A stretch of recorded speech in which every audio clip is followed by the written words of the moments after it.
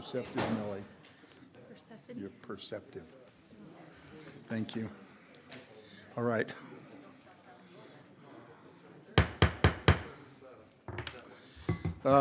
Welcome, City Council. We have everyone here. And we will take attendance. So we'll start over here with you, Richard. Richard Dickinson. Millie Segura Bar. Randy Lewis. Chris Simonson. Kate Bradshaw. Thank you. And we're grateful for all of those of you who have attended our meeting. Thank you very much. We'll do this again at 7, but we congratulate those who won the elections here in Bountiful. Kendall and Harris here for mayor, and we have Jesse Bell, who is now on the city council, starting at the beginning of the year. And also, I don't see Cecily, but Cecily Price-Hewish, who also will be a member of this council. So that's going to make quite a few changes here, and we congratulate all of you. So we're going to turn this work session over to Lloyd Cheney, who is our city engineer. Thanks, Mayor. It's good to be here tonight. We're glad to have you. This is an exciting thing to start to talk about the final configuration of Washington Park and to give you an update on where we've been. Just for a pretty picture to look at, this is a picture from September of the site as it, well, probably doesn't look that green now, but gives everybody an idea of the location and what we're talking about. I am going to turn some time over to Brett Nielsen from MGB&A to talk about the process, but before I do that, maybe just to give you a little primer on what we've done with the public. I know that there were some commitments made to the citizens of Bountiful that we would provide a robust process for citizen involvement as we develop the concept for the park. And I think that in my 20-plus years of working here for the city, I would say that it probably was the most robust process I've been involved with for a city project. And we had great response from the community. I wasn't able to attend every meeting, but all the meetings that I did attend where we invited the public in general, this room was filled to capacity. And people were, I'll say, enthusiastic and outspoken. So I have to apologize also for burying you in a lot of drawings and details. Some of those weren't quite available at the time that the packet was published. At your desk, you will find a summary of public comments that we received through the online survey process, and Brett's going to talk about those tonight, so you'll be able to follow along with that. We've also given you copies of the most current versions of design to this point. I'm going to turn some time over to Brett now and let him talk to you about the process we've been through. She's got COVID. Before we get started, though, I would like to say that the purpose of the meeting here tonight is to get your input, to get your counsel, to hear your opinions and your preferences for what this park should be. We need your guidance to move it forward and to get to a place where we can start the design of the actual park and have some construction drawings ready to go in the spring. We want to bring back to you another concept that represents what we hear from you tonight as being the direction that you think we ought to head. And that'll be the time to make a decision, not necessarily tonight, but tonight would be a great time to provide us the direction you think that we should go if we're not going in the right direction. So, Brett, turn it over to you. Yeah. My name is Brett Nielsen. I'm with MGB+A. We're out of Salt Lake City. The company that I work for, we've been around for a long time, since at least the 70s. And so we've done a lot of parks. For Bountiful, we did the Mill Creek Park that opened just a few years ago. So we're pretty familiar with Bountiful and the park process that you guys have here. For this park, when we were initially contracted to start on it, we asked, what's the program needs for this park? What do we need to do here? And as far as we were told, the park program didn't have a lot planned yet. They didn't know exactly what the community wanted. So instead of just jumping right into design, we wanted to set up a public meeting so that we could get input from the general public as well as the neighborhood, and get some feedback so that we could have a program element to do the park. So for this portion, we did 4 public meetings. The first one was a neighborhood meeting, and we had about 200 flyers that we hand delivered to everyone. And we invited them to this room, and we wanted them to just give us their comments or concerns on what they thought this neighborhood park should look like. And the overwhelming thing that they said is they wanted it to be a park for their families. The neighborhood has had a lot of turnover in terms of a lot of the homes are original homeowners, and it's an older neighborhood. So as the original homeowners have moved on, younger families are moving in. So there's a lot of young kids that are moving in, and there's not a lot of space there. So they wanted room for them. And then the older citizens, they have a lot of grandchildren that come and visit, and they wanted a place for their grandchildren to play. The second meeting was a general Bountiful meeting, and we invited everyone in the city to come, and we did a flyer out to them. And we had brought stuff that they could do more hands-on activities, but the entire room was completely filled. Every seat was filled, and we had people sitting on the floor and standing on the perimeter. And we asked them the same question that we asked the neighborhood, and their response was more broad. They wanted more active play elements, where the neighborhood wanted more of a neighborhood park with the smaller elements like playgrounds and walking trails. This group, we had 2 large, loud voices. One was for skate park and one was for pickleball. We heard a lot of response from both of them, and everyone at that meeting was very courteous to one another. The pickleball people were in support of the skate park. The skate park was in support of the pickleball. It was a great meeting. We got a lot of ideas. After that meeting, because the people who could come is not the only voice of Bountiful, we sent out a Survey Monkey. We put it on.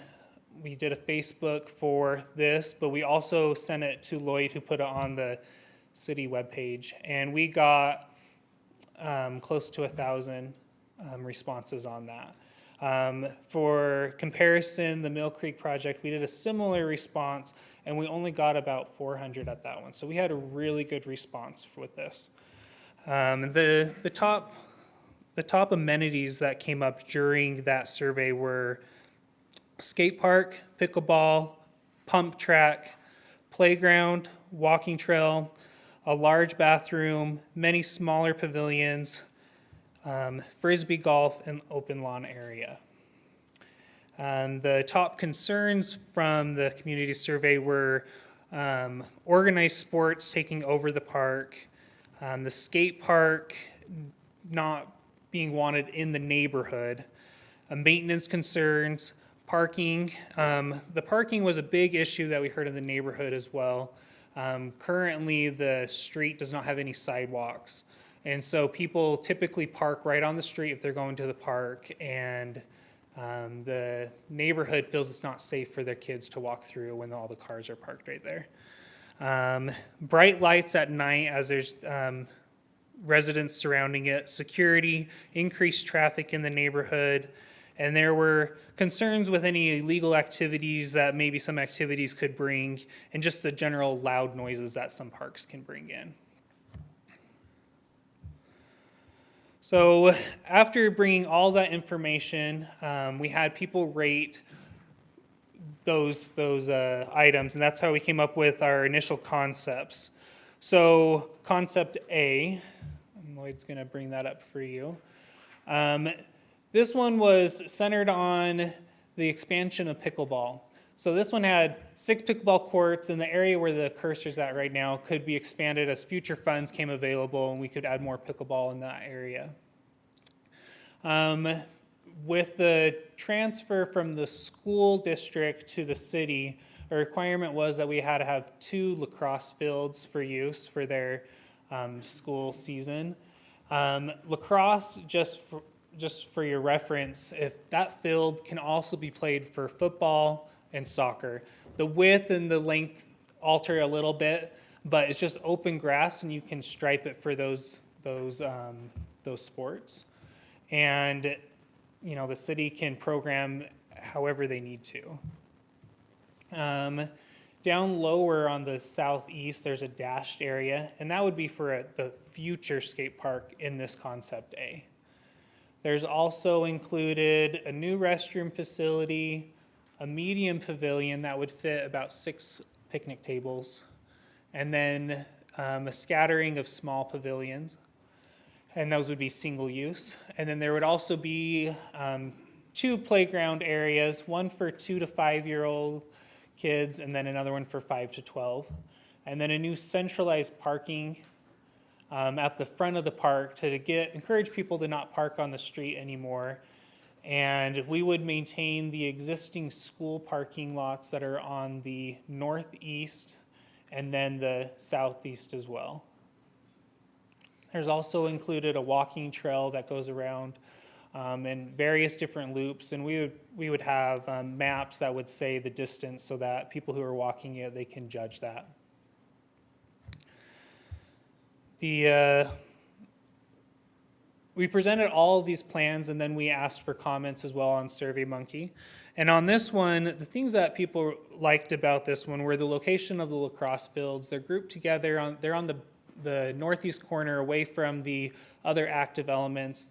They have their own parking lot, so there's not concerns with the people using the lacrosse fields taking over all of the parking. There's 6 pickleball courts to start with the room to expand in the future. The pickleball is close to the parking lot as well as the playground and the pavilions. There's multiple parking lots for different uses on the site. It's very family friendly. There's a variety of activities, and the pickleball is pushed farther away from the neighborhood. And they also liked that there was the option for a future skate park. The things that they wanted it improved on is a larger playground. There was a missing pump track. The concern is that the skate park is too close to the residences. Not enough pickleball courts. There's a concern for additional parking, and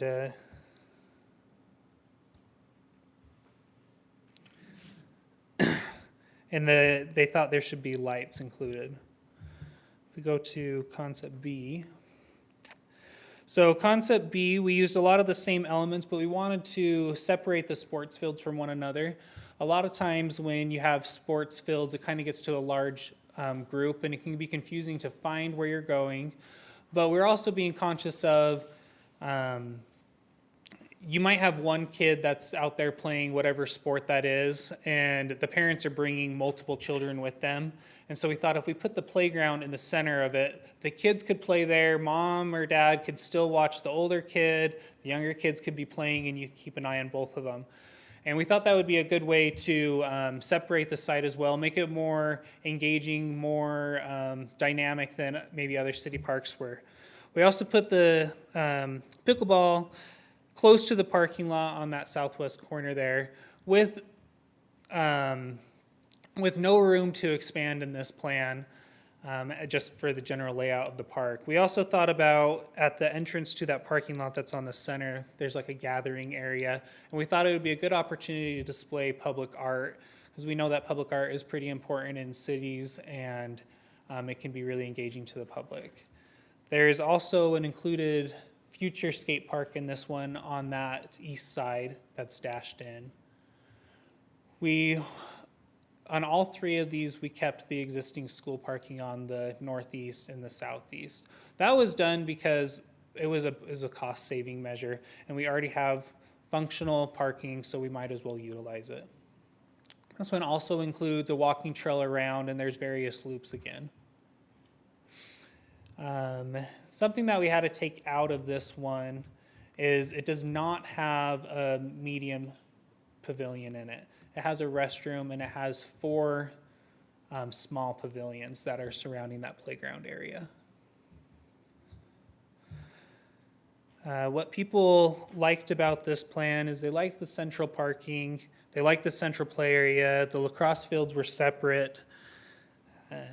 They liked that the pickleball courts were included, that there was a trail system, that there was a large amount of trees, that it was family-friendly, multi-age playground, and centrally located restrooms. That was a comment we had during the public meeting as well, was that there was a concern if I have multiple people there at the park and someone needs to go to the restroom, do I have to take all of my kids to the restroom, or can I see them, see the door to the restroom and see the playground itself? And then ways that they would like to improve this plan was move the skate park away from the houses, move pickleball further away, more pickleball. Skate park should be included today. Larger skate park wanted, benches on the side of the fields, more parking, more space between lacrosse fields. And a lot of that was on the perimeter. They felt like they should have more open space so that there's more room to move around. There was a concern with the quantity of grass here. There was a couple loud voices on the drought and how much grass we might be providing and what the sustainability of all that grass could be. And that the playground was far away from the pickleball courts because parents might be playing or grandparents might be playing on the pickleball and the younger kids might be on the playground. And then option C is the last one. This one we developed in order to have the skate park. In order to have the skate park, it's very costly to do.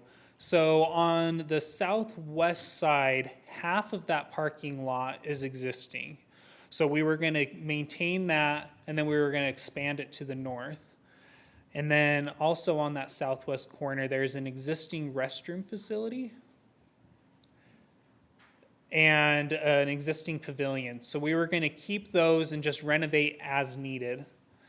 And then we were going to do a new playground, a new 2 to 5 and 5 to 12.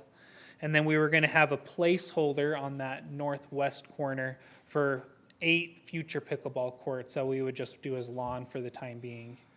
This one would have an included skate park on the southeast corner that was 14,000 square feet, and then 2 lacrosse fields. A lot of the lacrosse fields as well are existing grass that we would maintain and just renovate on that northeast corner where the existing school was at. The things that were liked about this one is that it had a walking trail, there was big grass fields, a skate park was built today.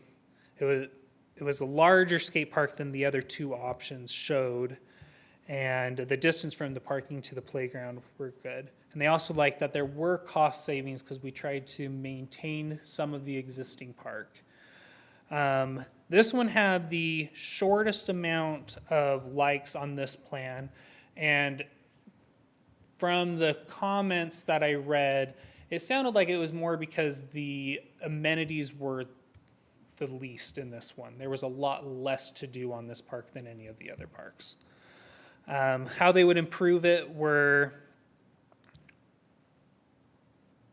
they wanted this parking to be more central. It's on the 2 extreme sides of the park. They want lighting in there. There's too much grass. The playground they felt was too small. The current restroom is very small, so when we have 2 lacrosse fields, it could be overwhelmed quickly. There's not a lot of shade, and the space seemed wasted.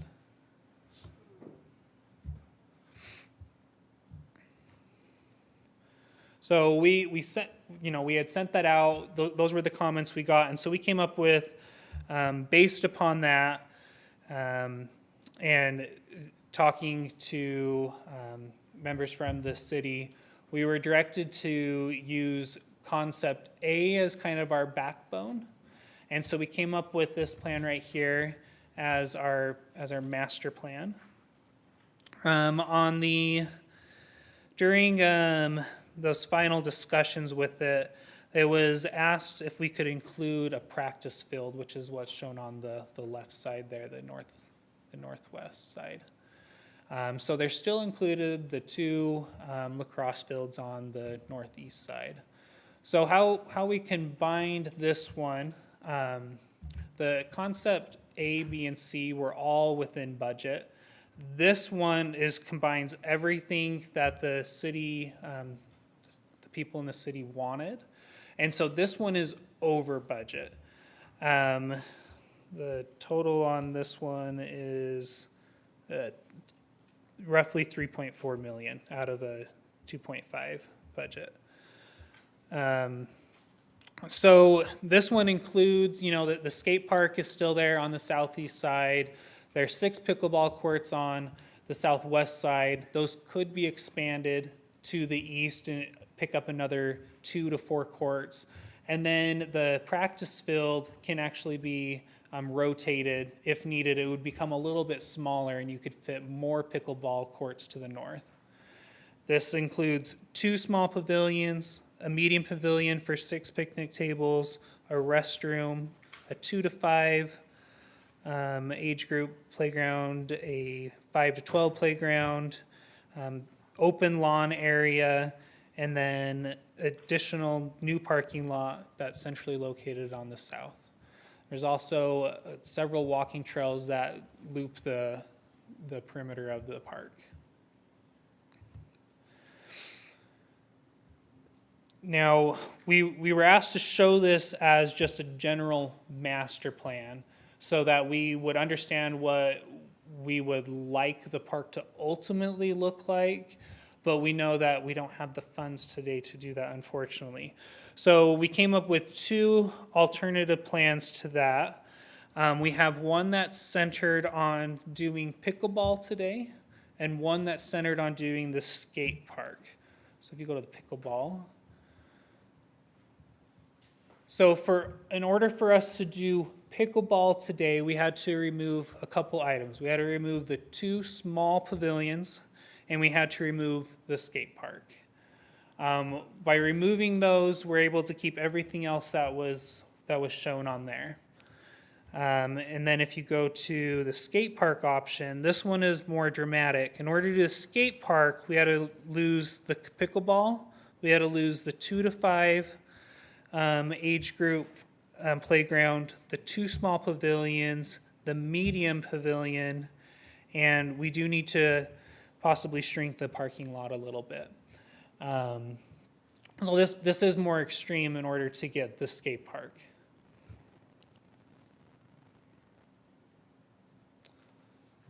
May I ask, oh, No, I was going to say, Lloyd, did we cover everything? I believe we did. Yeah, I think we have. if we could go back to the master plan, our shoot for the moon plan. If I may, just a few questions.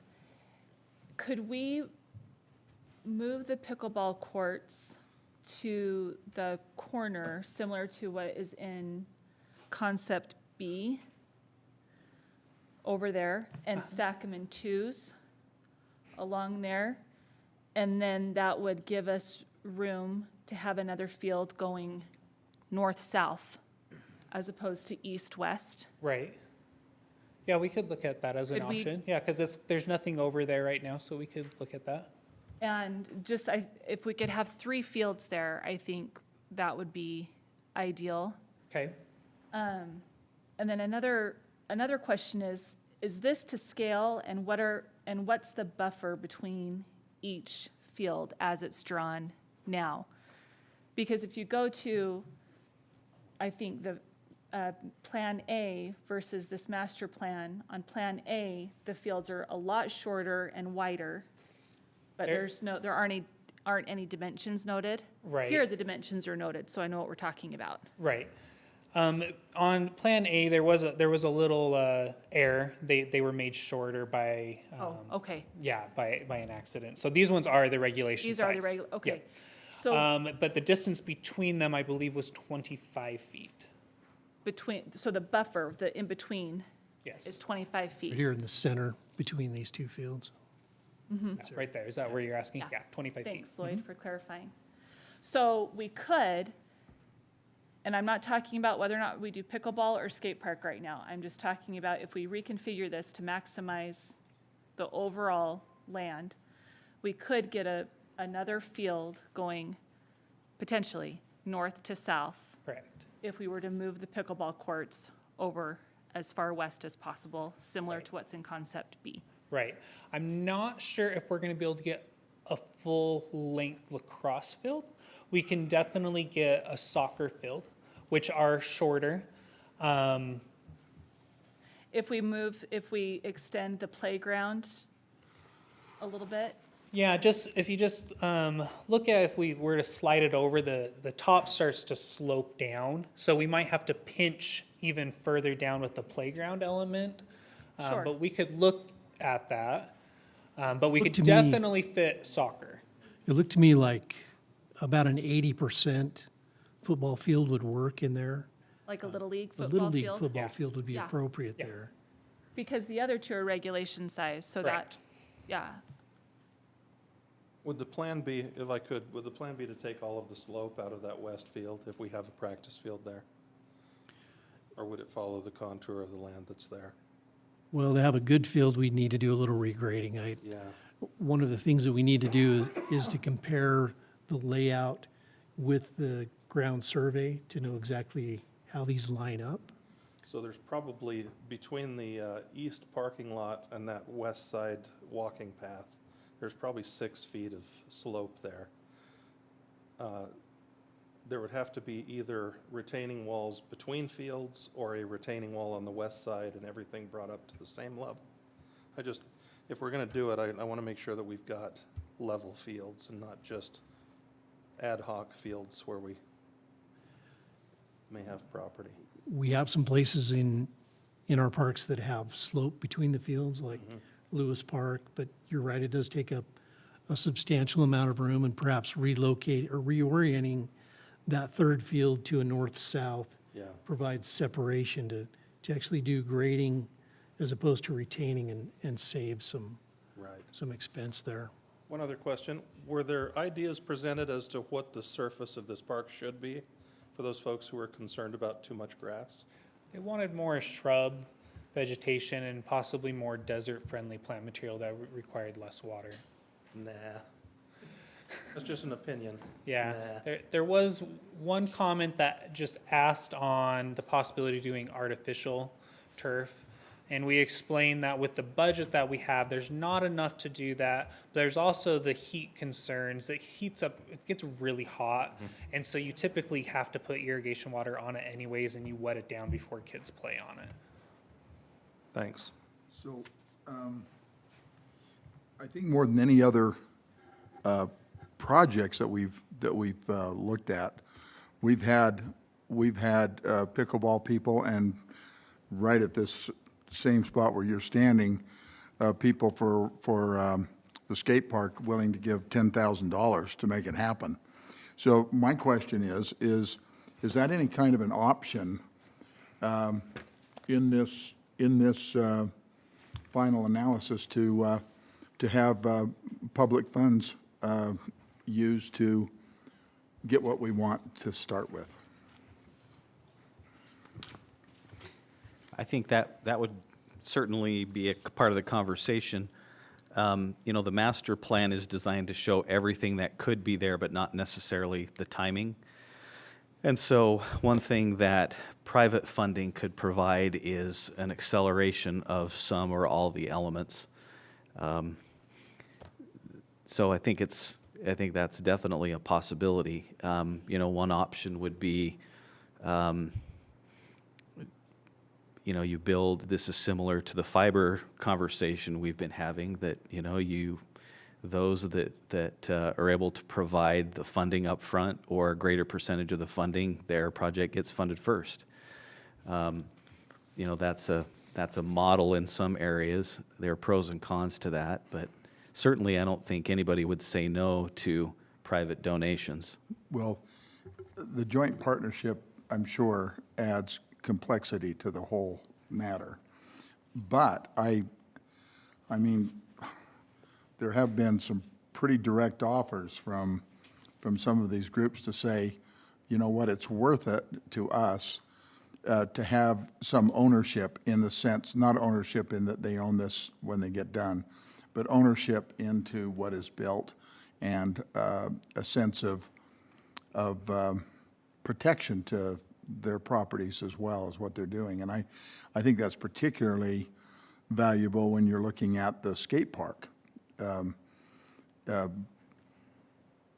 People putting money in there to make sure that we have a skate park at the very beginning would be great. I mean, if there's room for 8 pickleball courts and they want to pay for 8, then I think then what I'm hearing from you, Gary, is that those are the kind of possibilities that might happen, but it's going to take probably a great deal of money to be able to do that.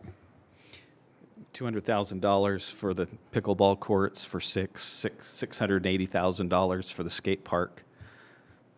So the 6 courts are 200,000? Is that what they are? Yeah.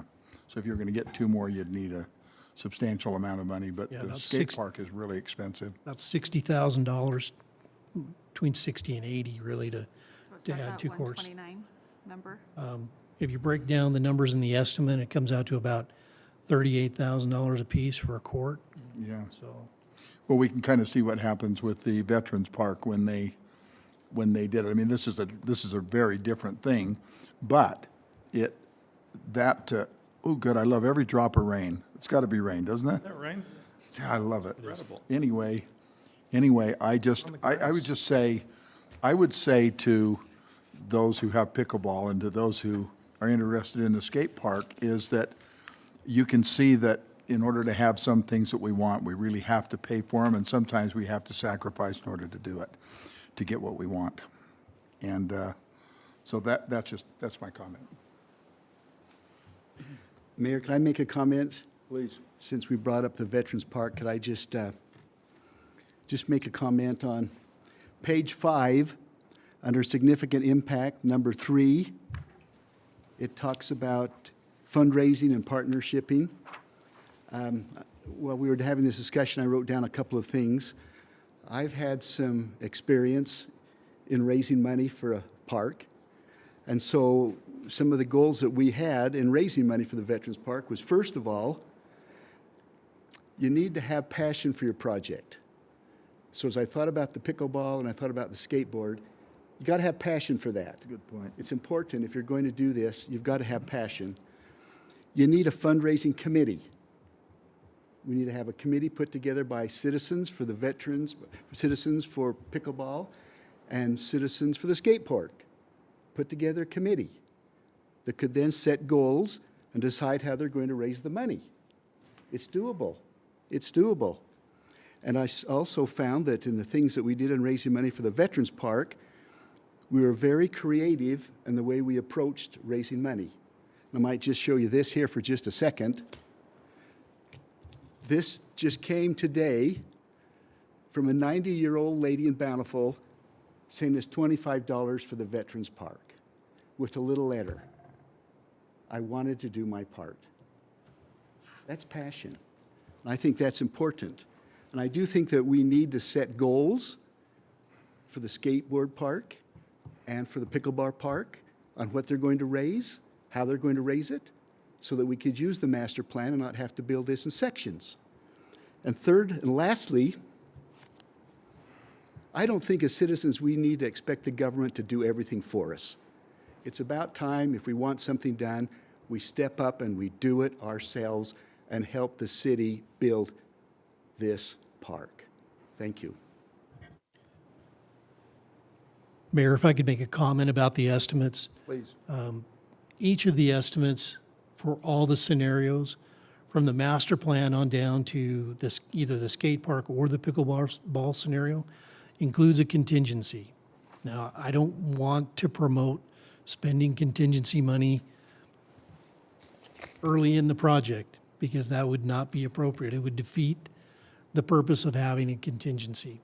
We are in a time right now where the construction economy is very volatile, and we need to maintain that contingency as long as possible. But we also ought to consider the fact that there will be a day when we bid this project out and we have a hard cost for what it will cost the city to build. And at that time, it may be possible to reallocate some funds that are currently allocated as contingency towards other elements in the park. I wouldn't encourage doing that right now, though. Well, the costs for these things are going to go up. They're not going to go down over time. They may go down in the short term. They could. There's some strains on the market right now that are not normal, and we've seen prices fluctuate 30, 40% over a few months' time. Yeah. And we've seen products completely disappear for months at a time, too. So, are we sharing thoughts yet? Okay. Absolutely. If you need some starters, I have a list of Sunday school-like questions. So, if you take 3.38 million and you multiply it by 80%, which removes Lloyd's contingency fund, you come up with $2.7 million. Our budget is $2.5 million. My recommendation is we move forward with a skate park that's more budget-friendly than the $600,000 or $700,000 park. We design a park with the amenities we want to have. Maybe there are some cheaper elements that we include, and that we start out doing this, planning for this to be the park that we want it to be. That's my opinion. And I think that the pickleball courts ought to go south and west along that west side. I don't know that there's any benefit to us to having bark in the trees instead of pickleball courts there. So, I love all the walking tracks. I do want that third field option as well. It's going to be grass either way, in my opinion. We might as well have it graded to be a field. Fields are so needed. Yeah. So, Absolutely. anyway, I didn't see where the parking lot had been reduced in size when you mentioned that it had been reduced somewhat in size, but the number of stalls remained the same either way. Anyway, those are my thoughts. Are we going down the line, or? Well, let's do it. I've shared my thoughts and the changes that I hope we could see to hopefully maximize the land. My first question, Tyson, if this were, I prefer the master plan as well. And could you just show us what the math would look like and how it would affect our reserves if we were to dip into our reserves to make up any costs? And just, and how that, is that, or can we not? While Tyson's maybe looking at what that would do, maybe I can just explain what we mean by a master plan. The idea of a master plan isn't that we would do all things at the same time.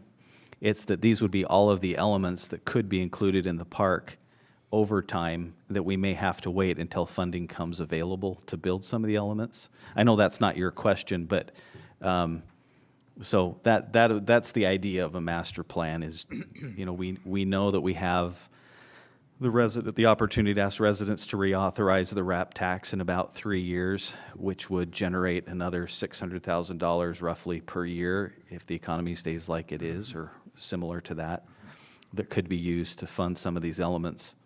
But that was the idea of the master plan. It wasn't necessarily a recommendation from staff that we do everything at the same time. Now, having said that, I know that's not your question. No, but you touched on one of my questions about the RAP tax. I wanted to just, when was the renewal? So it's 3 years. Yeah, if I recall, it's 3 years from now. Okay.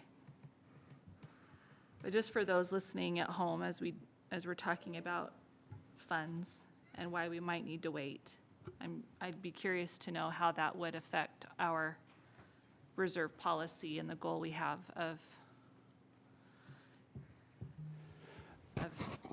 Yes, I'm pulling up the spreadsheet right now. You'll remember our famous spreadsheet from our tax rate discussions, and Millie and I met earlier, and this was a discussion topic we covered at that point, and unfortunately, the internet is very slow at the moment, and it might take a minute longer to pull that up, so Okay.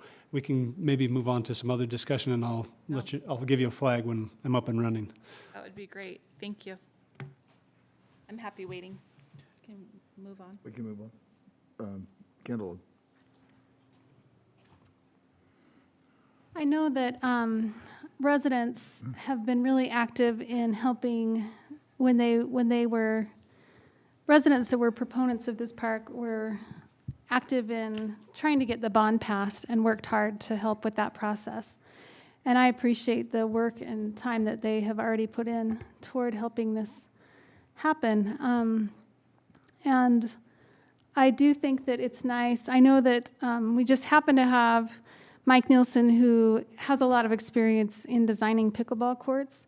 He just happens to be a resident here. And so I think that if we move the pickleball courts, or when we are to the point of designing them, I think that we're lucky that we just have the resource that we do in him. And it's nice that we can consult him, and ask him his, because there are change, when you make changes, then there are impacts. And I think it's just good it's nice that he is available and willing to consult if we have questions about that. I think if it's possible, if residents are interested and willing to donate, then I think we might as well take advantage of that. And so I think it couldn't hurt us to just open it up and see if people are interested and willing to donate. It couldn't hurt. So I think that that's an option we could explore for sure. And of course, it's nice to have everything that we envision, everything that we imagine, but maybe there is a gap between what we want and what we can afford. And so if the public is willing, interested to help donate a little bit, then that could help us make up that gap. I think we definitely, I think we can explore that. But I appreciate your work. I feel like when you say that it's possible that pickleball could be added, it was this scenario? Yes. And where would that be? Would that be to the? It would be to the east. We could possibly get 4 more courts there, and then we could even go to the north and rotate that field, and it would just be a little bit smaller, so we could get even more there. So I know that another option that was just kind of thrown around, and I don't know how feasible this is, but trying to involve the rec district board to see if there might be options with them, either helping to facilitate or helping to fund. So I don't know if there's anyone. I know, Mary, you sit on the rec district board. I don't know if there's any chance of, a possibility like that where there's kind of some joint funding options. Is anyone here aware of any possibilities like that?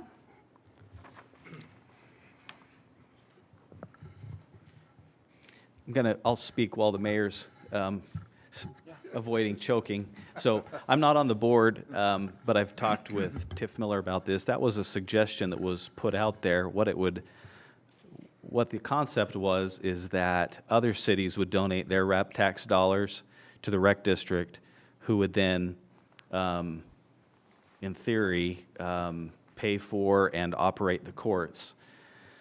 So I think there's a policy kind of question here, which is, what's the intention of pickleball courts at this site and in the city? If the idea is that this location becomes if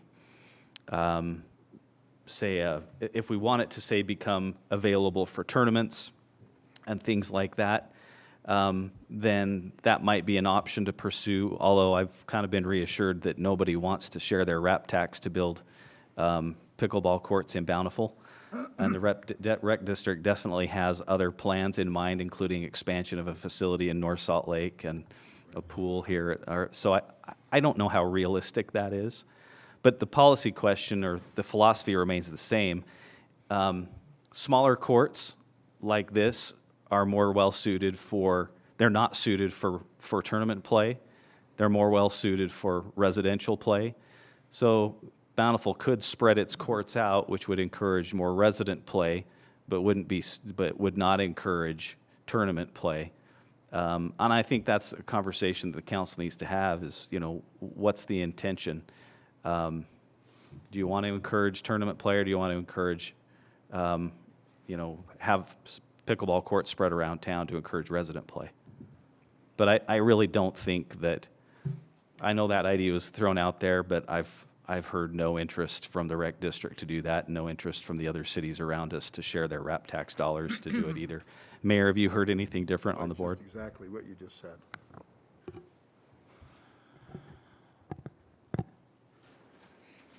Is it time for additional feedback? Chris? I'll just take a minute, Mayor. You know, since I received this from the officer coming to our house Thursday night and talking with him about other issues in the city, I've had the opportunity to really study this and go over it, and I like it. I like it. I think it's well thought out. I like the way it's laid out. It answers the dreams of two of our biggest wants, and that's pickleball and skate park. I think those are two really important parts of a growing community like we have. But again, I go back to saying that if we want something bad enough, let's step up and get the money to get it and not have to go to government to buy everything for us. Let's step up and have a partnership and fund this and bring the money in and give it to the city so this can be done. And I think when you do that, you are buying into it. And when you buy into it, you will take care of it. And I think we've seen that in other cities. So I like this plan, but I'd like to see pickleball and like to see skateboard people buy into this and make it part of the proposal. Thank you.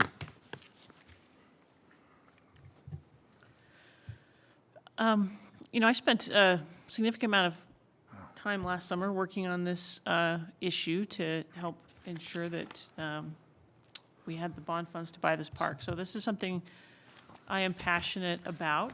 I don't feel like we have enough parks in Bountiful because our fields are crowded and we didn't maybe preserve the open space that we ought to have many years ago when it was more plentiful. Last Thursday, I was coming to the city offices for a meeting, and there was a girl, about 12, in the parking lot, because our parking lot's nice and new and flat. And she was practicing her skateboard tricks all by herself. And I decided to not rush into the meeting that I was supposed to be into, and I just stopped for a minute. And I watched, and she was practicing and practicing, and I finally walked over and I said, what trick are you doing? And I think she thought I was there to say she couldn't skate here, quite frankly. And she said that she was practicing her stall ollie, which I confess I'm still not sure exactly what that is. And I said, show me how that looks. So she tried it a couple more times. And I said, you skate here often? And she says, around here, around other places, somewhere where it's flat. And she said, is it okay to skate here? And I said, it's fine with me if you skate here. I said, just be careful of cars. I said, good luck on your trick. Keep practicing. And I went off to my meeting. She doesn't have any money to donate to this park. She's 12. I think that we have to, I compliment, and I think Councilman Simonson has shown us the power of fundraising, and that it is very possible for a group to dig in and help create something beautiful in our city. I do think we have to be realistic that the children of Bountiful are probably not that target group, and that a skate park is about that group. There's some people my age that are skateboarders, but that's probably a smaller demographic, and as you keep going up the age spectrum, it, you know, you brake easier and you hill slower, and I'm not as interested in learning about how to pull a stall ollie as I might have been when I was 12. So I want us to be considerate of that fact, that while I am very encouraged by what Councilman Simonson has done next door at the Veterans Park, that we need to be thoughtful about which groups and which target user groups we're asking to take on that burden, because it's not equal necessarily. I was very intrigued by the idea proposed by Councilman Higginson, and I think that's probably where I would say my views at this point would lie and support, with kind of an overarching flavor that we do look at the different groups and say we've got this interesting time where we will still be designing, we will still be seeking bids, and we would welcome your help to facilitate finding grants and donors, and any residents who want to contribute, you know, various components to the park.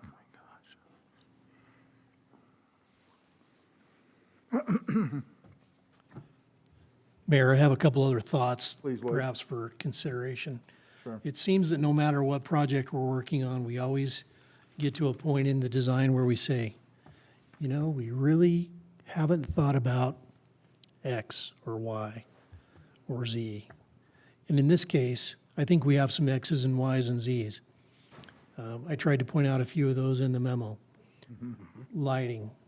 You know, we think it would be appropriate to have some lighting, particularly in the parking lots. Some of these parking lots are kind of out of the way, not particularly visible. Those costs aren't accounted for in the estimate. Another one that I would suggest would be fencing. Now, our good city manager has some experience with fencing around the skate park, and perhaps he would offer some insight for the reason for that. But fencing around the skate park is probably something that ought to be seriously considered and is not an insignificant expense. If you go the cheap route with chain link, replacement of that in time will be another maintenance expense. Parking is another issue. You know, we heard that loud and clear from the neighborhood. I think there are things that we can do with the design of the site to accommodate a significant amount of parking. I am a little concerned, and the only correlation I can give to you about parking studies, parking projections, is that it's probably a little bit more art than science. And there will be events here that are going to exceed, just like the town square, going to exceed our ability to park. We can adjust some things with the design, I think, that could accommodate additional parking, perhaps by moving that planter island on the north side of 740 South to the north a little bit to either accommodate some parallel parking, or if we really went crazy, maybe enough to accommodate 90-degree or some angle parking along the north side of the street.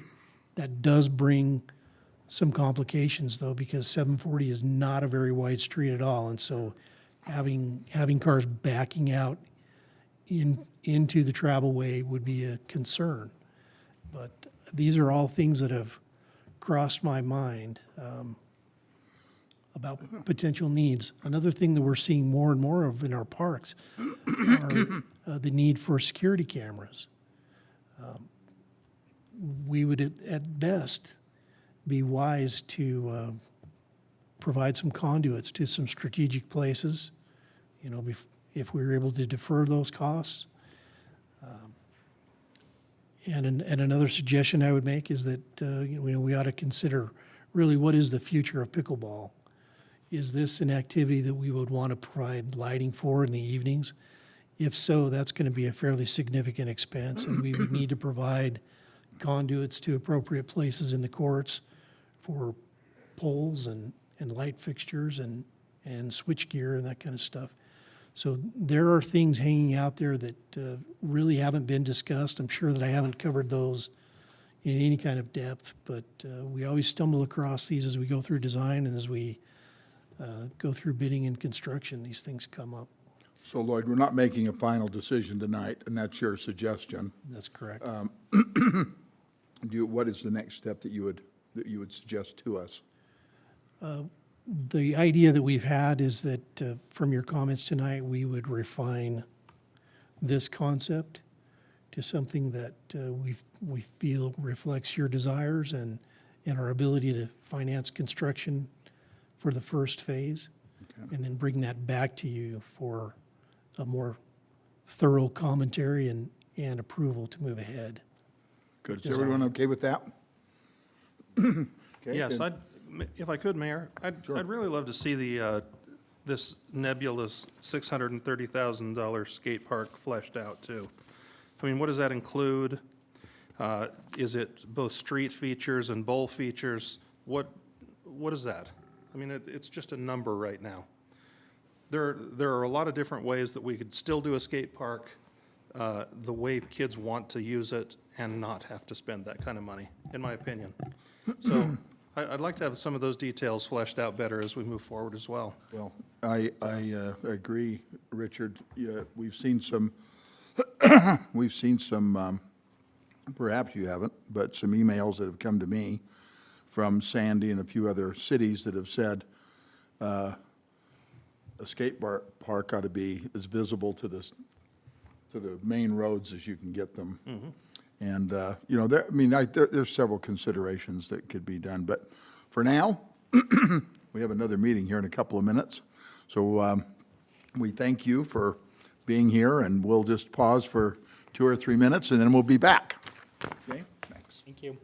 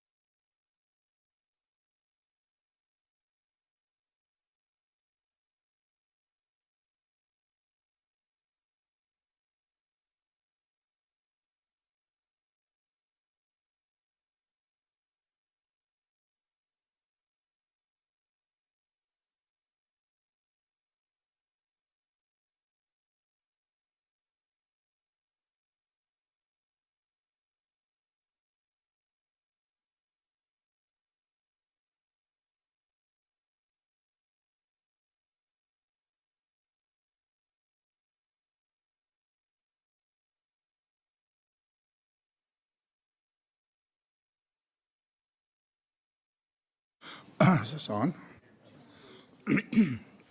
Council, please take your seats. Thank you.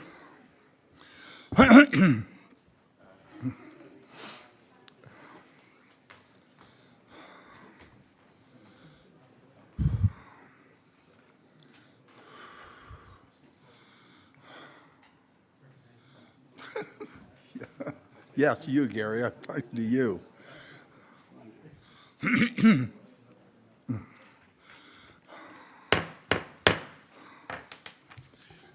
Welcome, City Council. We're all here. Yes, we are. Let's start with you, Richard. Let's do an attendance. Richard Higginson, thank you. Millie Segura-Bar. Randy Lewis. Kendall Harris? Chris Simonson? Kate Bradshaw. Thank you. Welcome all of our council here, and welcome to all of you who are here to attend tonight's City Council meeting.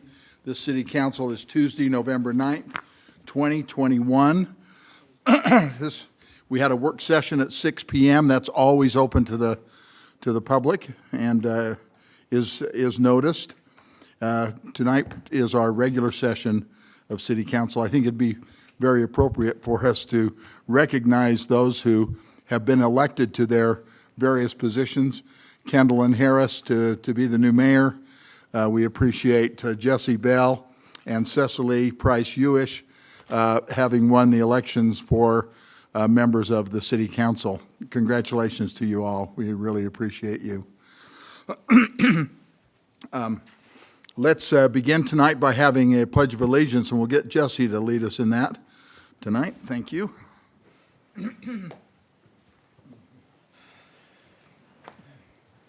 I pledge allegiance to the flag of the United States of America and to the republic for which it stands, one nation, under God, indivisible, with liberty and justice for all. We're privileged to have with us Reverend Robin Swope of the Bountiful Community Church. I feel like we've gotten to be friends, Reverend, from being to your installation here just a few weeks ago, which was a wonderful event, and I surely appreciated being invited. And we've asked him to offer a word of prayer tonight. Thanks, Reverend.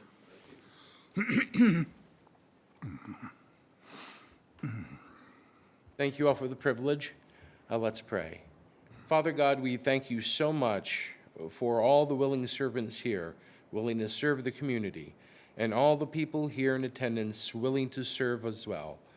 We ask that your wisdom and guidance be upon this room, and that your Holy Spirit would guide us into truth and into justice and into freedom. We ask your blessing upon all who attend in safety going home. In Jesus' name, amen. Amen. Thank you, Reverend Swope. And if you want to stay to the whole meeting, it won't be super long, but we'll excuse you if you'd like to go back to your congregation. Thank you very much. Thank you. Bye now. This is time for public comment, and we have a 10-minute public comment and 2 minutes per person. And if you'll come to the rostrum here, and if you'll give your name and your address, we'd be really happy to hear from you. Please.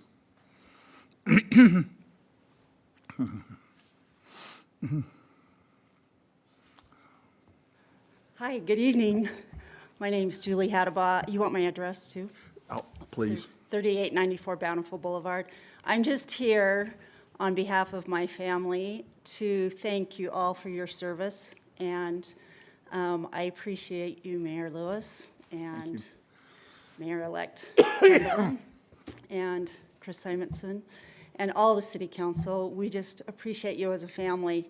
We've been here now for 33 years, and we know how much you love Bountiful, and your service is greatly appreciated, and I wanted to recognize you for that.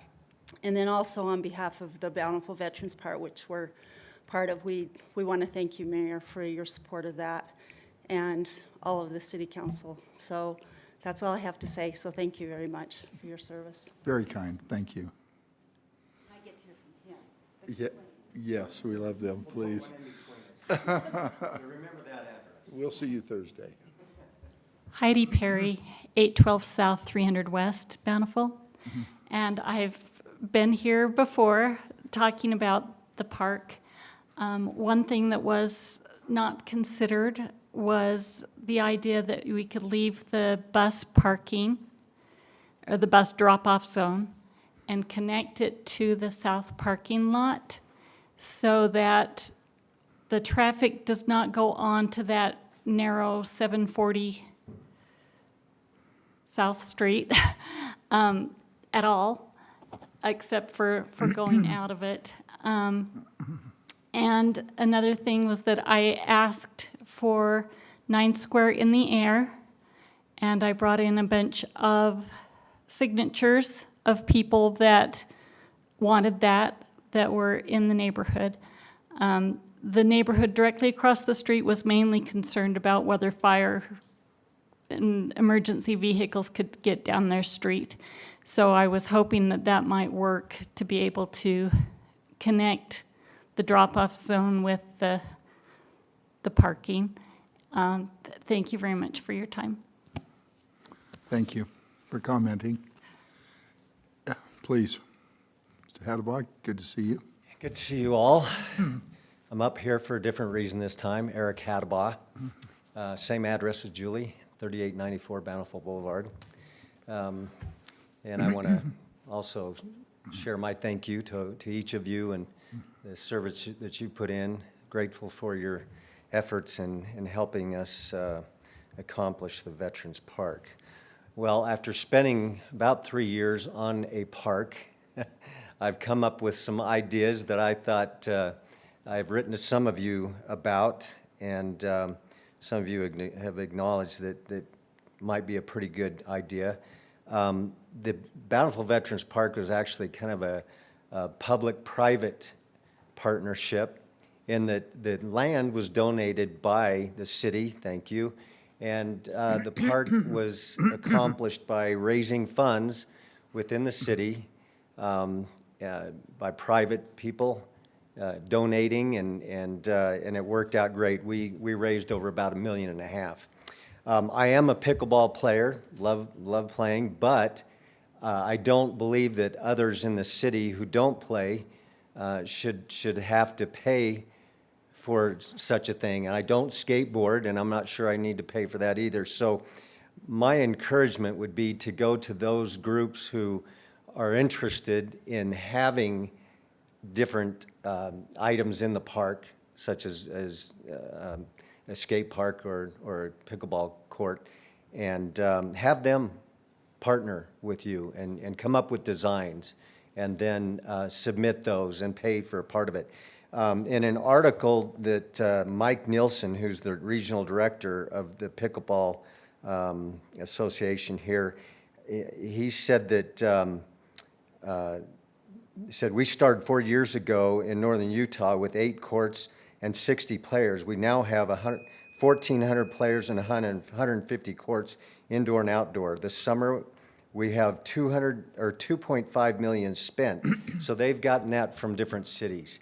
And so I would just say that if you got them on board and other skaters in the community, that they could donate as well. If they gave for 1,400 people, $25 would be $35,000 alone. So I think they could raise it, and I would encourage the city to go that direction as well. Thank you. Anyone else would like to make a comment? Okay, with that, we will close the public comment period, and we'll look at our minutes from our previous meeting, October 26th. Any corrections or additions from the council? If not, I'd look for a motion. Motion to approve the minutes of October 26th. Second? Okay, Kendall with the second. All in favor? Aye. Aye. Any opposed? There's none. Council reports. Kate, we'll start down there with you. Nothing this evening, thank you. Thank you. Chris? Mayor, may I comment? At the cemetery, years ago, we had a monument for the World War I and World War II veterans, and that became in disrepair, and the cemetery took it down and kept the monument. and now it's been placed at the historical site on Main Street. And that's a beautiful place, a perfect place for it. And we would just like to thank the city for taking that initiative and putting that back up so it could be seen by the public. And secondly, in 2 days, it will be 1 year since we dedicated the Bountiful Veterans Park. We have planned on 11/11/11. Doesn't that kind of rhyme? 11/11/11. We are going to place a wreath. We decided on a very simple ceremony to place a wreath honoring our veterans on Veterans Day. That simple little ceremony has grown to the point where Congressman Chris Stewart has come and asked if he could be part of it. We have elementary school coming to sing patriotic songs. It's a wonderful blessing, this park. And if you are able, please on 11/11/11, come next door to the Bountiful Veterans Park and celebrate this great day. And please, if any of you have connections upstairs, we would sure like to not have it rain. Thank you. Thank you. Thank you. Please. Thank you. What's that, Julie? I didn't know if I was allowed to add to Chris's comments about the wreaths across America. Do you want to share about that, Chris? Do you want to share about the wreaths? Chris, do you want to talk about that? What I'd really like to do is have Julie come up and take a few moments of my time and explain what Wreaths Across America is and how the veterans are getting involved in this, if that's okay, Mayor. Sure. Okay. Julie. I'll just add to what Chris said about people coming to the park. We had 80 elementary kids show up at the park yesterday from Bountiful Elementary and take a tour, and it was so much fun. Those kids are smart. They had me on my toes when we were taking the tour. But also, along with honoring veterans on Veterans Day, Wreaths Across America is an organization that honors veterans in cemeteries and different venues with a wreath. You can purchase a wreath and come and have it placed. You can either place it in the park or you can place it at a cemetery. And they've been doing this for many years, and they do over a million wreaths throughout the country. And so it's $15 per wreath, but $5 of that 15 will go to the Bountiful Veterans Park Foundation for funding. So we'd love to have you. You can go online, you can go to our Facebook page, and there's a link there where you can go and purchase wreaths on behalf of veterans. And then they will show up on December 18th here at the park, and then we will distribute the wreaths out to those who have donated. So, thank you. Thank you. Kendall. Thank you so much for all your work on that, the Hadabas, and Chris, it's amazing. I don't think anyone can go to that Veterans Park next door without feeling a deep sense of gratitude. I feel so lucky that we have it right here in our city, so thanks to the city and thanks to the committee that made it happen. It's really something. And also, I just want to thank our colleague, Councilwoman Bradshaw, for spending time at the Capitol today for the special session. I feel like we're so lucky that we have somebody that is so in tune with what's going on at the state legislature that can look out for Bountiful's interests. And so thank you for that time. And now that you're here tonight as well, I know you've had a long day, long couple of days. And so if there's anything of interest to report, I'd be interested to know that. And thank you for what you do. Millie. Nothing to report, not tonight. Richard. Also nothing, thank you. Okay. Let's consider approval of expenditures greater than $1,000 paid October 18th and 25th, 2021, and the September 2021 financial report. Oh, yes, I'll be right back. So moved. And Second. And a second. Any further discussion? All in favor? Aye. Thank you, and that's, and BCYC. For you, Millie. Oh, we have Libby Anderson here Oh. from the Youth Council to give us a report. Oh, Livy lives right by me. I like her. I do. This is a good one. My name is Libby Anderson, and I'm a member of the Bountiful City Youth Council. Our last activity was the BCYC Pumpkin Patch on October 9th, 4 to 6 p.m. at North Canyon Park. We had 21 youth volunteers, 175 cans of food were donated, and 150 community members attended. Our last activity was a planning activity. We planned to tour the Bountiful Museum and volunteer at the Bountiful Food Pantry on November 30th. We, additional notes, we ordered 50 t-shirts and should have those soon. We ask for anyone with ideas of volunteer opportunities to please reach out to us. Thank you. Thanks, Libby, so much. Say, Libby. Yep. Thanks very much. We'll turn item number 7 over to you, Francisco. Francisco and I, we interviewed 5 people for the Planning Commission, and they were all really impressive. They were. So I've been excited here. I've been excited to have you here to talk about this. Thanks. Thank you. Well, that's half of my presentation. Okay. We have a Well, good. vacancy with What else Sam. would you like me to say? With Sam Bodden, and we've had the 5 interviews, made it very difficult for the mayor. And this is something that requires approval by the city council, where the recommendation is to move forward with the appointment of Mr. Alan Bott, who is here in the audience. Stand up there, would you, Alan? Thank you. To the Bountiful City Planning Commission.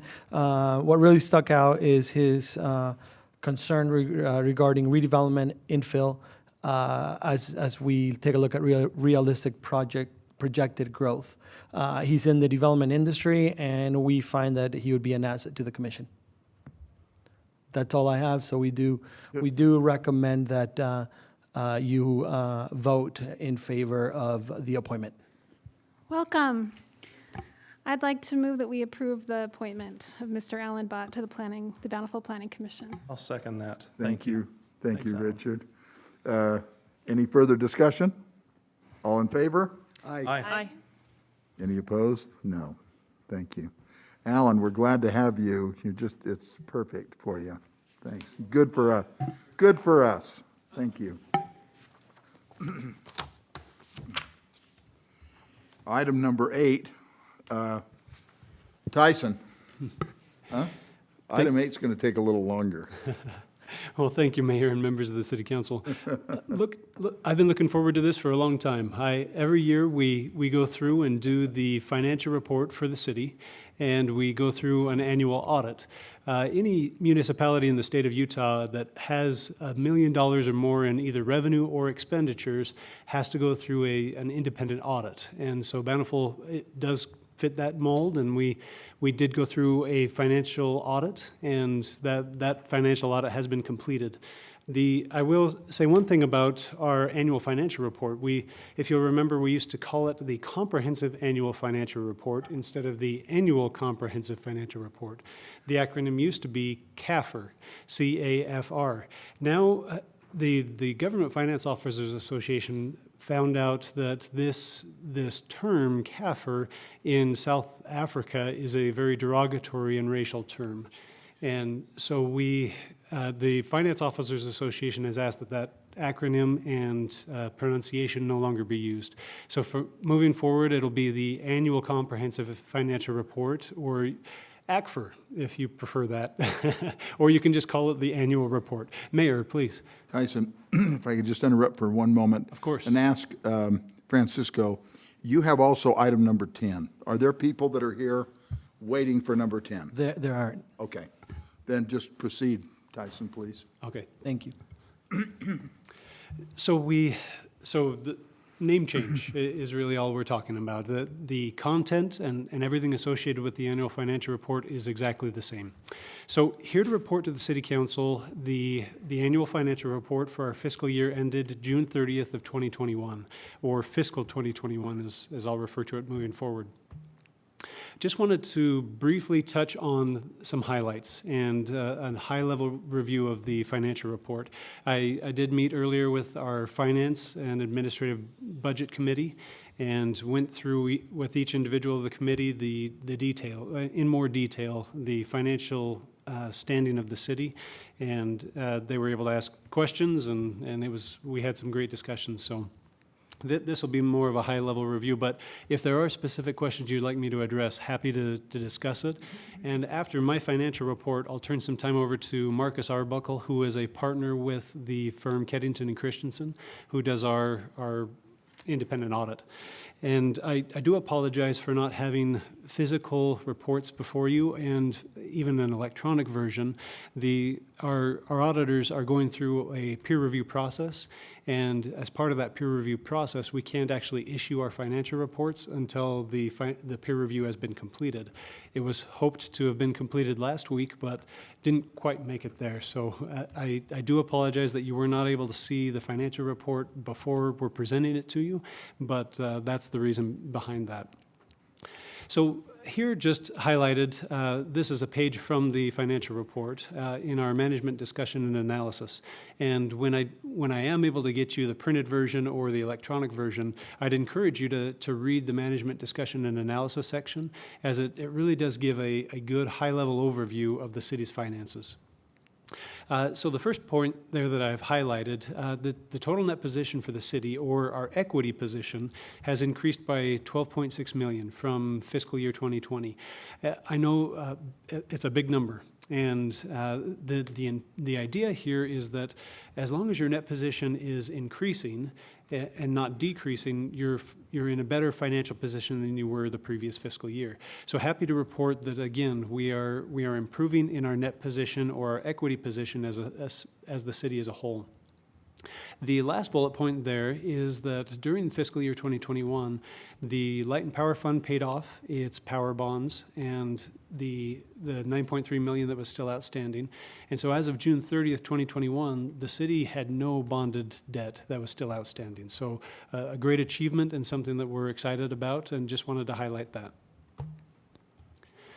So this is just a quick graph to just kind of illustrate how our net position has been increasing over the past 5 fiscal years, and it is a great trend. And luckily, Bountiful has continually seen positive increases in our net position for many years. So just a quick graphic to illustrate that. I wanted to briefly give an idea of what our revenues into the city were and what the expenses were out of the city. So for our governmental activities, so we'd be talking about our police department, our fire, our streets, parks, administration, all of those departments. Those are funded, as you can see on the left-hand graph, predominantly by sales tax, 39% there. Grants and contributions for fiscal 2021 were 25%. Property tax was 11%, and franchise tax 14%. So those are the main revenue sources that fund those programs. The use of those funds is on the right-hand side, and 48% of those funds were used for public safety, 23% on our highways and streets, and then 16% for the general government, with obviously the other items listed below. On the business type side, so these are our enterprise funds, our light and power, water, storm drain, landfill. The revenue sources for those are predominantly the charge for service. So we don't subsidize our enterprise funds, and that's a great achievement, something that we continually strive for, so that our charges cover the costs of doing those operations. On the outflow of our business type activities, the majority is light and power, 69%, which it is our largest enterprise operation, and it just takes a lot of money to run that. The next would be our water department at 12%, and then landfill and sanitation after that at 8%.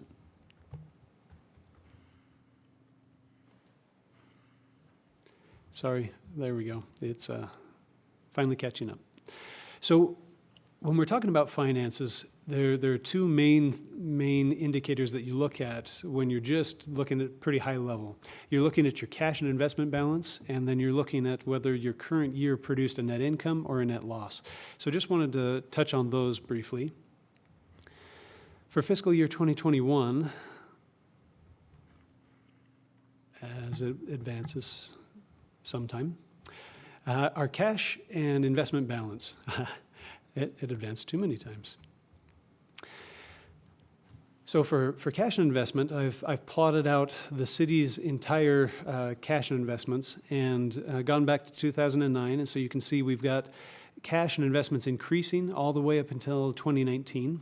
And then in 2019, we took a little bit of a use of our cash reserves into 2020 and then again into 2021. So we've been seeing 2 consecutive years of our cash balances decreasing. Now, this has been a planned process. It's all gone through the budgeting process, and our capital projects were all planned out. So this is an intended use of cash, but it has decreased our overall cash position. We're in no wise in a bad cash and investment position for the city as a whole. We have what we need to operate, and we're continuing to plan into the future to remain a pay-as-you-go entity with the funds that we have. But we're in a good position, but the $9 million that we did use from 2020 to 2021, again, stems from large capital expenses that we had during the fiscal year, and as well as paying off the power bonds. So that naturally does use our cash balances, and in that situation specifically, it reduced our outstanding liabilities. But again, we're in a good cash position, just something that we always are monitoring and looking at. So when we look at the net income and net loss results for each individual fund, there we go. So for fiscal year 2021, the top here is all of our general or our governmental funds, and so here to begin with, we have our general fund, our main operating fund. The general fund had a net income of $2.6 million in 2021, and our equity position in the general fund was $6.5 million.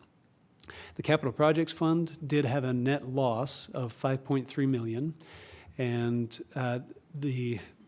we'll go into a little bit of depth on the capital projects fund here in just a second. Redevelopment agency had a net income of $820,000, landfill closure $4,000, RAP tax $149,000. The municipal building authority had a loss of $638,000 or $368,000, and that, if you'll remember, we did dissolve the IMBA fund during the fiscal year 2021, as that fund's purpose had run its course and it was no longer necessary. So we transferred those assets out of the municipal building authority and into the general fund. So that's why it had a zero equity position at the end of fiscal year 2021. Cemetery perpetual care, $120,000 net income, and debt service, $211. Moving to the enterprise funds, the net income for the Light and Power Fund was $1.5 million, which for the Light and Power Fund, that's a fairly common net income.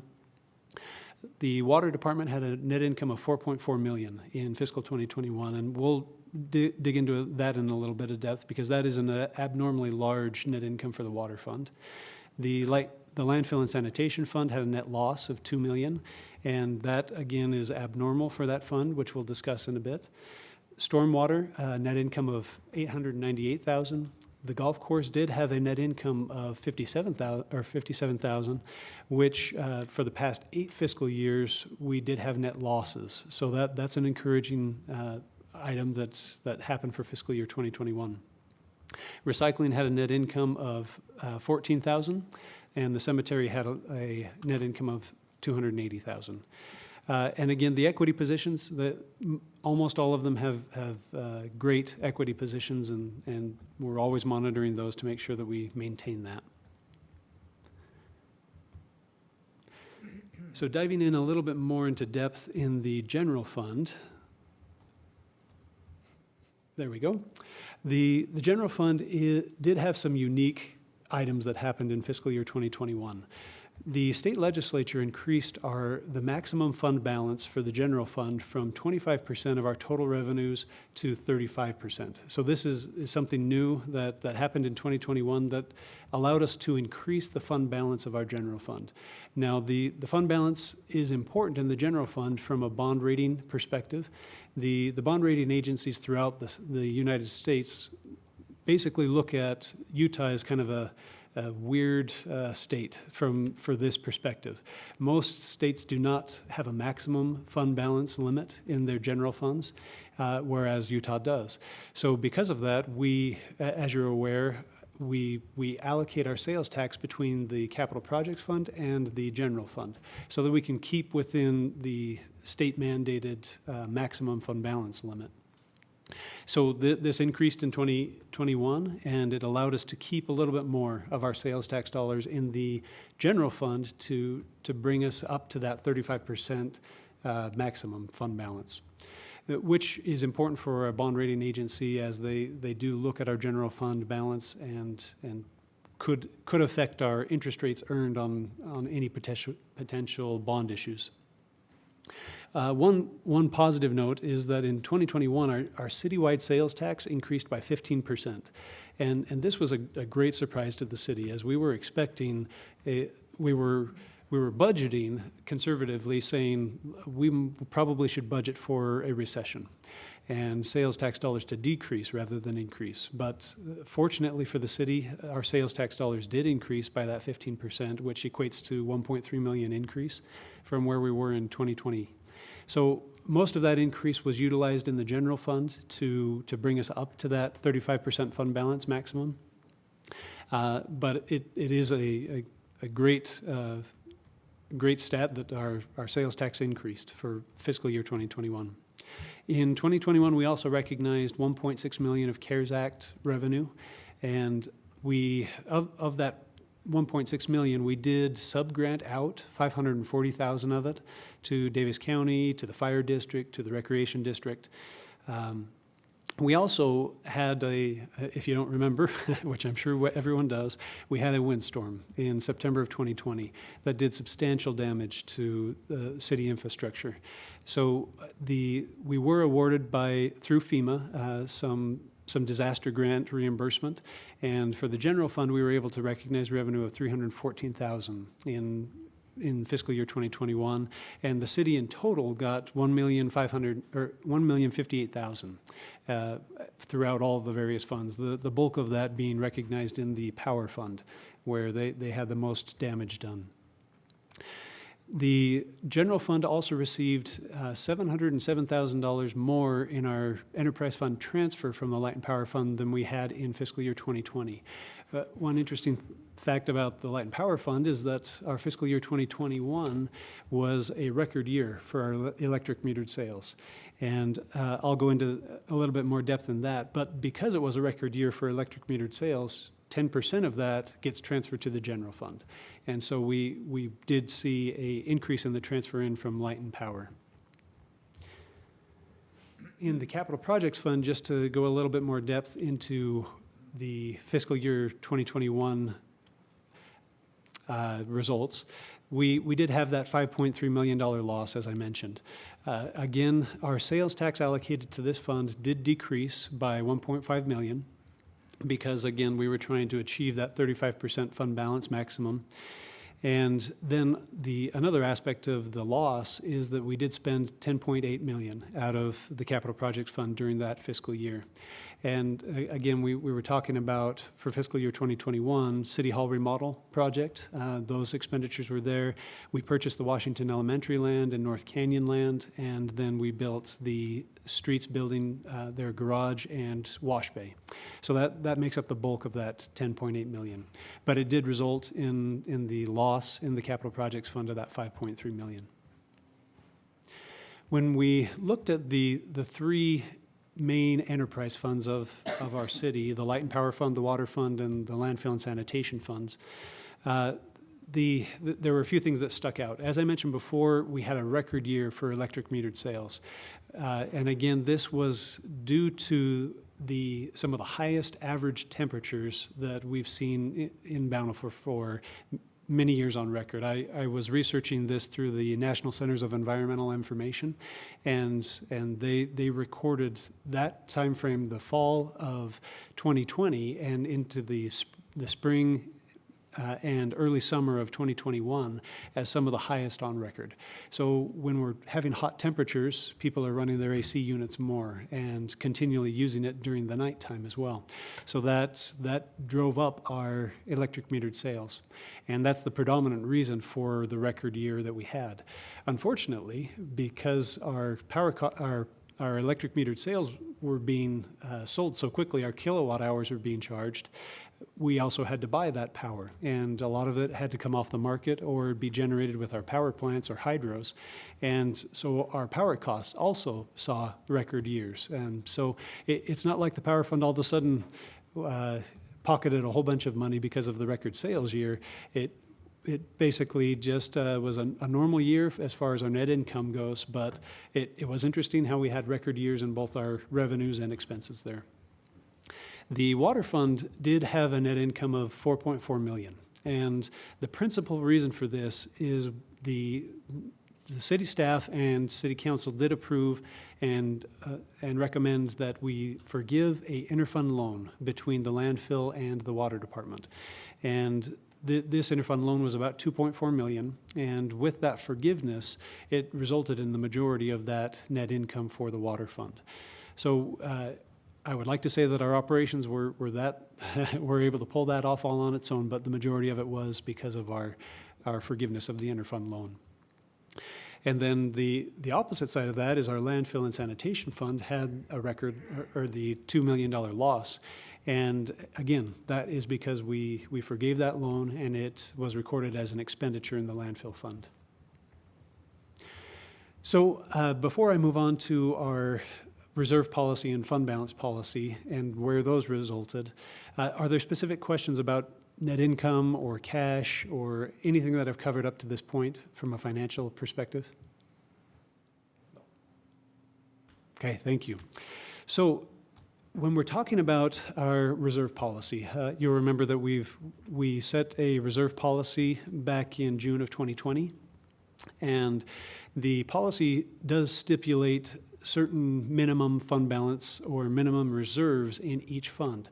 So I wanted to first start with our governmental funds. And so off here onto the left-hand side, we have the fund that we're talking about, which reserve we're talking about, and then the actual calculation of how much that equated to for fiscal year 2021.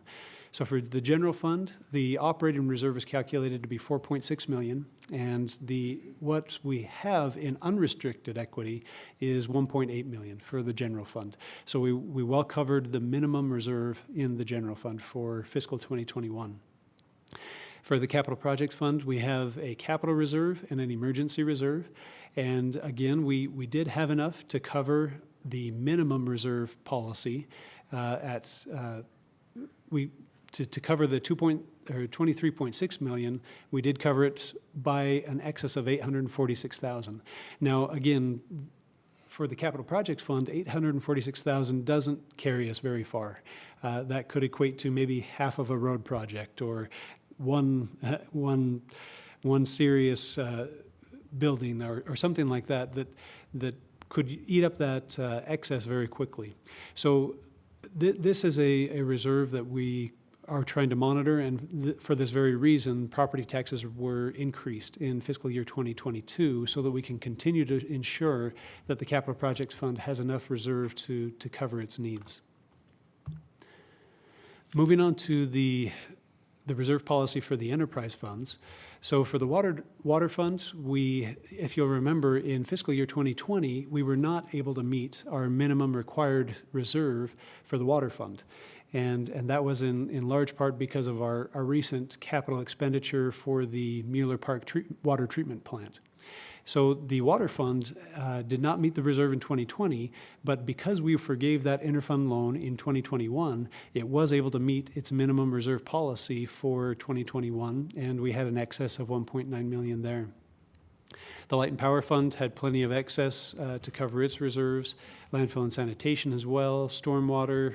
The golf course is getting closer to where we're not quite meeting that reserve requirement. Hopefully, we'll continue to have good years of net income that will continue to bolster that and bring us back up above that minimum threshold. The recycling fund, as we've talked in the past, is currently being subsidized by the landfill fund. So it does not have enough to meet an operating reserve per the policy requirements, but the policy does give us the caveat that if we intentionally are subsidizing a fund, we do have an opportunity to continue to subsidize and have it still qualify under the reserve policy. Yeah, please. Do you mind if I just ask, what is, and maybe you're not the one who I should ask, but what's our outlook there? Do we know? Yeah, with it's a great recycling, question. Do we know, like this year, if we're in a better position? Yeah, I can touch on it, and of course, if we need more detail, Charles Benson is here, and he has definitely the more depth of knowledge on this. But for fiscal year 2022, so from July forward, we are really looking up.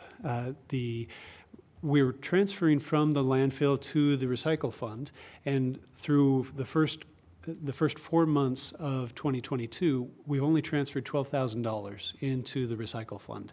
So the move that we had to increase the rate by $1 in fiscal year 2022 is having an effect, and thankfully, the recycling market is improving. So, and Charles, again, could speak to this in more depth, but what we pay Ace Recycling to collect the recycling, and then they take it out to Rocky Mountain Recyclers. And Rocky Mountain Recyclers does the actual recycling, and they decide whether they're going to actually pay us for the recyclables or whether we pay them to dispose of what we're sending. And Charles can give us the detailed information on that. Hello, Council. Yes, actually, the recycling has turned around. So in July, the fiscal years, we were actually paying $55 a ton to have it processed. In July, it was $0. So all we're paying for is the recycled contamination fees that are in there. So it went down to $1,100 a month is all I was paying instead of $12,000 a month to have it processed. In August, we actually got paid $5 a ton, and then the next month it was $10 a ton. Unfortunately, this month we're back to $0, but we're still looking up from where we were last year. Can I ask a question of Charles? Yes. Do you get the sense that it is that the recycling market is back, or is there any component where Bountiful residents have gotten better about sorting what goes into their recycling bin so that we're sending our best garbage to be recycled? The market has actually come back on a lot of that. We're fairly consistent at about 30 tons a month of non-recyclable material that's getting sent out to the recycling center. Okay, so room for us to continue to improve Yes. to better sort what goes into the blue cans and what doesn't. Thank you. Okay. One other question, if I could, Sure. just because you're here, Charles, and you look so good.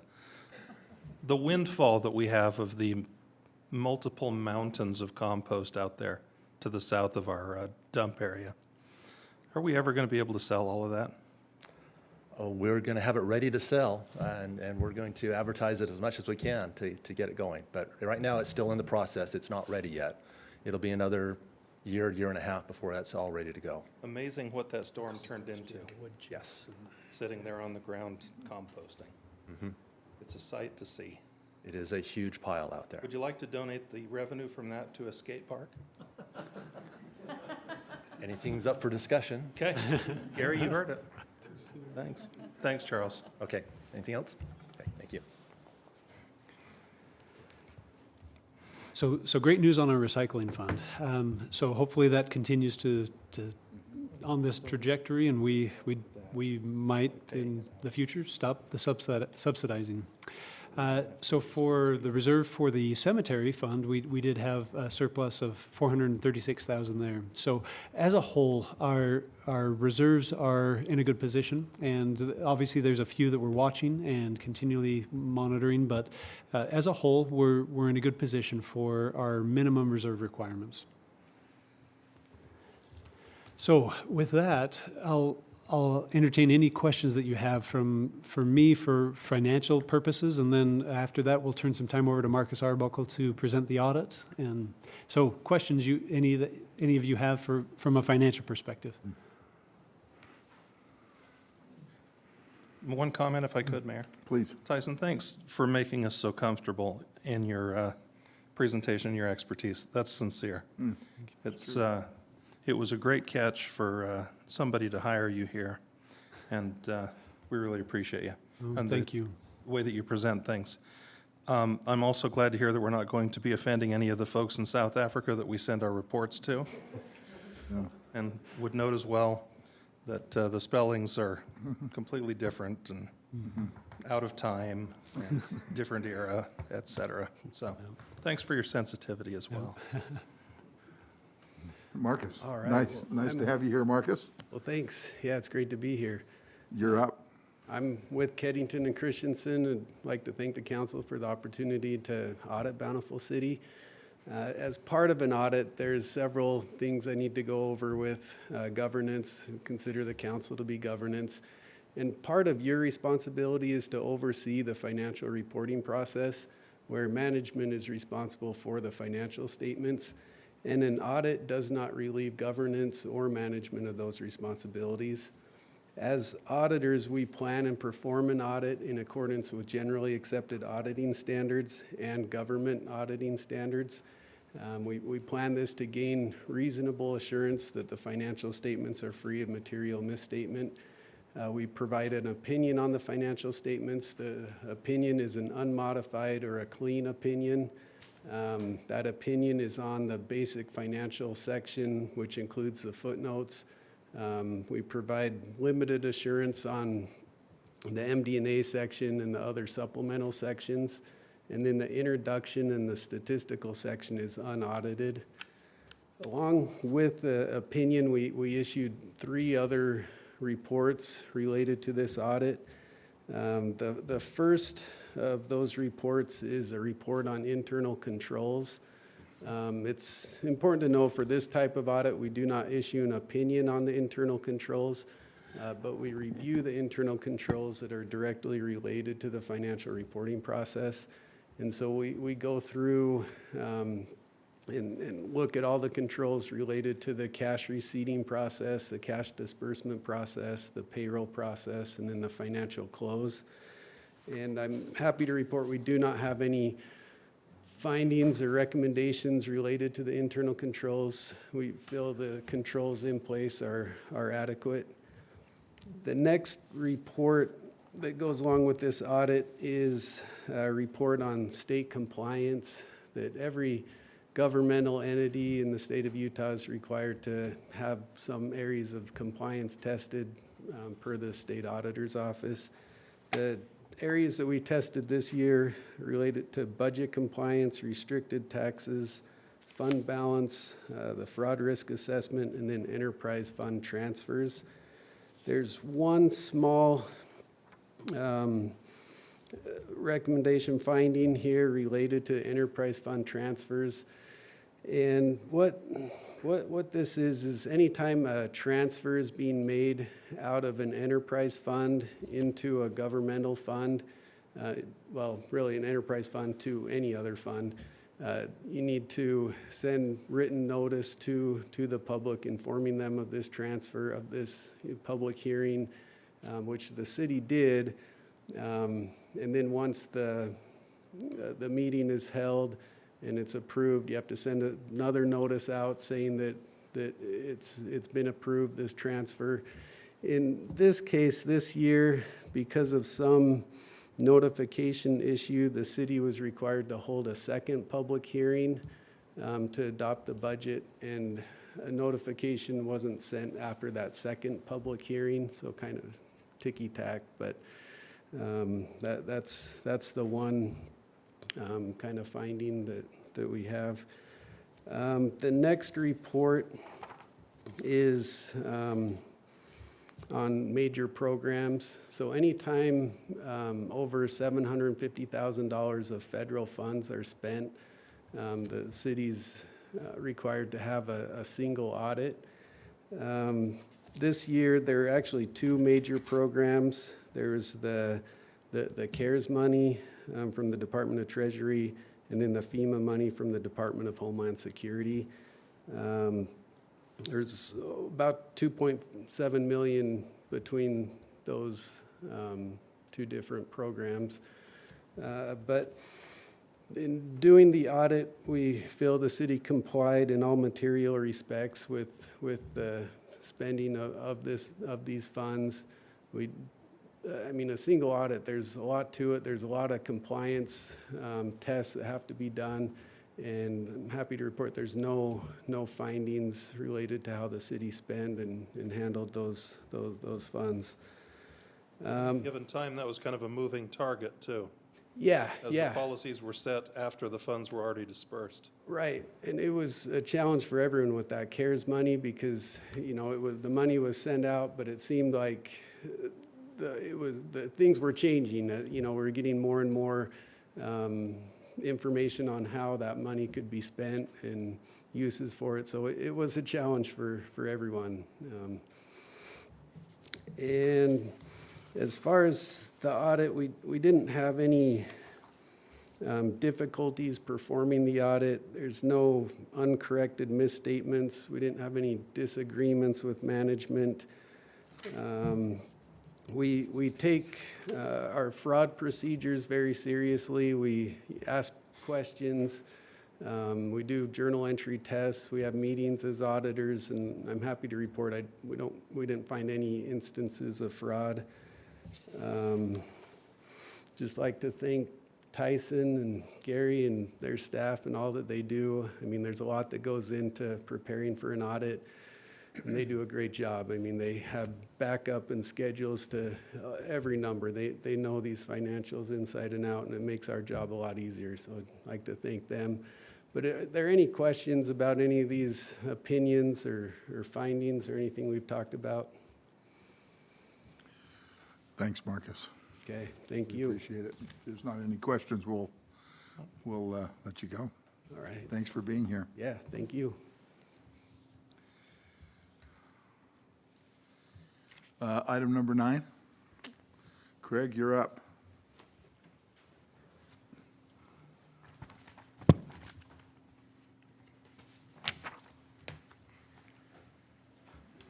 Welcome.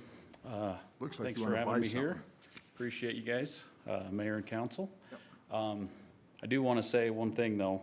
I hope it doesn't rain for your Veterans Day. Surprise.